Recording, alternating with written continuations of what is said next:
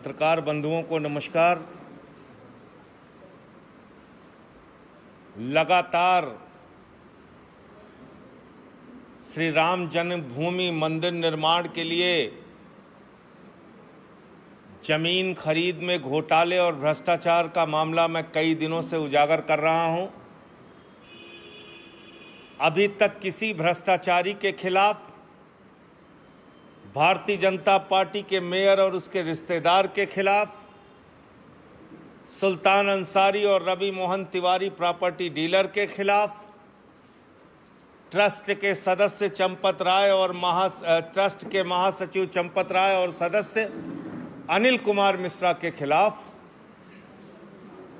कोई कार्रवाई अब तक 8-9 दिन हो चुके नहीं शुरू हुई। और जब आचार्य देवेंद्र प्रसाद जी ने सामने आकर कहा कि मुझसे तो बीजेपी के मेयर ने नजूल की जमीन ली, नजूल की जमीन अर्थात सरकारी जमीन,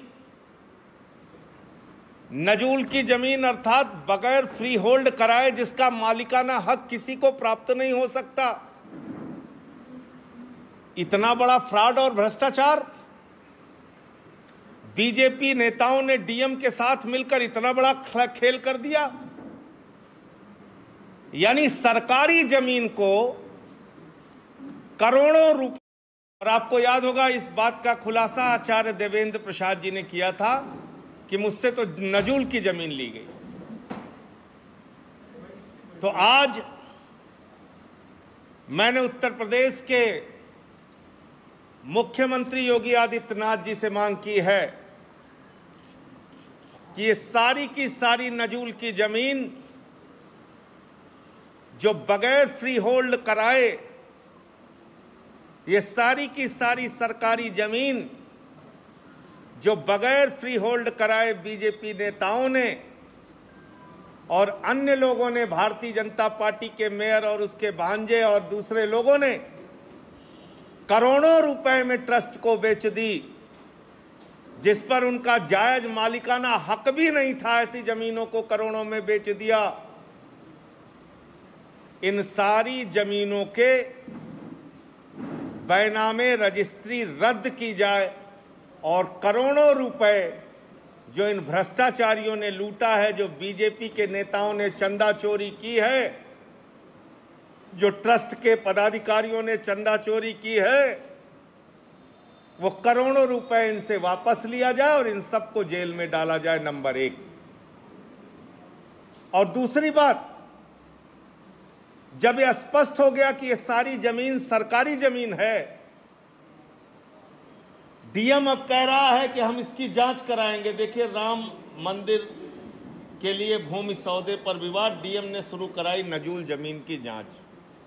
इससे बड़ा मजाक आपको कुछ लग सकता है? एक जिलाधिकारी जो नजूल जमीनों का मालिक होता है, एक जिलाधिकारी जिसको नजूल जमीनों के बारे में सबसे अधिक जानकारी होती है, और वही जिलाधिकारी जो ट्रस्ट का सदस्य भी है, ट्रस्ट का सदस्य है श्री राम जन्मभूमि तीर्थ क्षेत्र ट्रस्ट का, उसको ये पता नहीं था कि ये नजूल की जमीनें हैं जो बेची जा रही हैं करोड़ों रुपए में। इसका मतलब, मैं फिर दोहरा रहा हूं, प्रभु श्री राम के मंदिर का निर्माण अगर नहीं हो पा रहा है तो उसके पीछे बीजेपी नेताओं की चंदा चोरी जिम्मेदार है। इन्होंने चंदा चोरी कर ली, इसलिए प्रभु श्री राम का मंदिर नहीं बन पा रहा। और 1.5 वर्षों में नींव तक जो लोग नहीं भर पाए प्रभु श्री राम के मंदिर की, वो श्री राम के मंदिर का निर्माण कैसे करेंगे आप खुद सोच सकते हैं। जिनका दिमाग चंदा चोरी में लगा है, वो प्रभु श्री राम के मंदिर का निर्माण कैसे कर सकते हैं, वो आप सोच सकते हैं। तो मैंने योगी आदित्यनाथ जी से मांग की है कि प्रभु श्री राम का मंदिर जल्द से जल्द बनना चाहिए। उनके निर्माण कार्य में किसी प्रकार की कोई बाधा नहीं होनी चाहिए। जो लोग भी इसमें शामिल हैं उनके बैंक खाते सीज करके उनको जेल में डालो और सारी की सारी नजूल जमीन जो मंदिर के लिए आवश्यक है वो सारी की सारी नजूल जमीन, सरकारी जमीन निःशुल्क राम मंदिर को उपलब्ध कराई जाए, निःशुल्क उपलब्ध कराई जाए। अगर वो सरकारी जमीन है तो किस बात का पैसा, आप निःशुल्क उपलब्ध कराइए वो जमीन। उसको करोड़ों रुपए का घोटाला कर लिया गया। तो एक विषय तो ये था। दूसरा, दरोगा की भर्ती हुई 2016 में और इस दरोगा की भर्ती में 2486 लोगों का चयन हुआ और इनकी ट्रेनिंग 2019 में हुई। ट्रेनिंग जून 2020 में पूरी भी हो गई। इन लोगों की ड्यूटी भी होली, दिवाली, सीए, एनआरसी जहां जहां जरूरत समझी लगाई गई और इसमें बहुत सारे ऐसे नौजवान थे जो बीएसएफ, सीआईएसएफ नौकरियों में पदों पे थे। और जब 2020 में जून में अपनी ट्रेनिंग पूरी करके